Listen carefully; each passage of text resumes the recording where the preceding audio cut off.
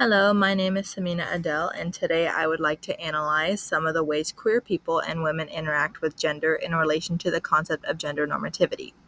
My experience with gender queerness is that I consider myself to be genderqueer and high femme. My femininity is performed for myself, queer people, and women. I actually try to be kind of off-putting to men in my performance.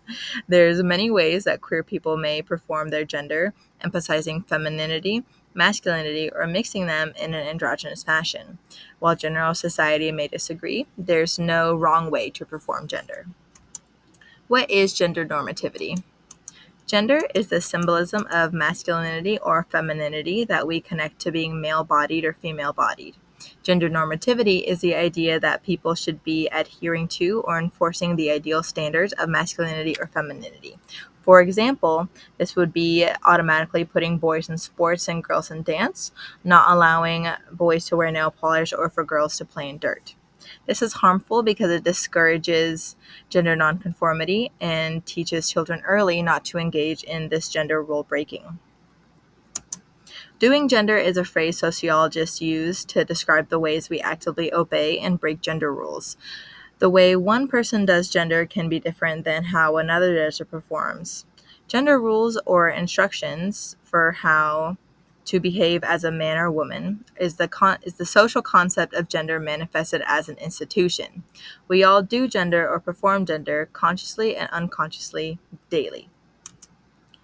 Queer people, just by existing, can defy gender norms because of the cisgender heterosexual normative society we live in. Cis heteronormative society means the norm or assumed setting is cisgender and heterosexual. When someone doesn't adhere to this assumption, they are already defying gender norms. Many queer children can start pushing back against gender norms in school or at home, but just because a child doesn't adhere to gender norms does not necessarily mean they are queer. There are straight people who don't adhere to gender norms, such as the drag queen Maddie Morphosis. Maddie Morphosis is a cisgender heterosexual drag queen, the first to be on RuPaul's Drag Race. Maddie actually discovered her enjoyment of drag through her exploration of gender, but currently identifies as a cisgender heterosexual man. My use of the she/her pronoun is because while in drag and speaking about the drag character, she does use she/her pronouns. This is another example of bending gender rules. Some other ways of defining gender norms can be through presentation, attitude, or actions. Presentation is how we show ourselves to the world. It can heavily be based on our appearance, and attitude refers to how we conduct ourselves. As with many gender norms, attitudes and reactions and even emotions can be associated with masculinity or femininity. Actions is just that, how we act. I think it's similar to attitude, but also includes the things that we do, such as an action as simple as opening a door can be perceived as masculine to some instead of simply chivalrous or kind. Some examples of how gender normativity can be harmful and how queer people may interact with it. This includes gender policing in schools. Through gender policing in verbal, sexual, and physical bullying in schools, this sustains the larger society's historically and culturally situated understandings of gender normativity. Some findings show that sexuality education teachers' notions of gender can often be linked to essentialist and stereotypical ideas of sex, and beliefs of anti-queer bullying reinforce problematic discourses that dismiss bullying as immature and silence queer potentials for young people. Young people may conflate gender nonconformity with homosexuality and tend to use homophobic discourse towards those breaking gender rules, such as what is quote called fag discourse, where kids throw homophobic insults towards those showing gender nonconformity. Research shows that reframing this bullying as gender policing and not as quote casual bullying, and looking through the lens of gender policing may create more powerful interventions. Shifting a little bit, style as a way of communication. Many subcultures and communities have used fashion as style as a way of communication, and this includes communities such as the lesbian community. The overarching view of lesbians within the culture is a masculine view. However, this is not always the case.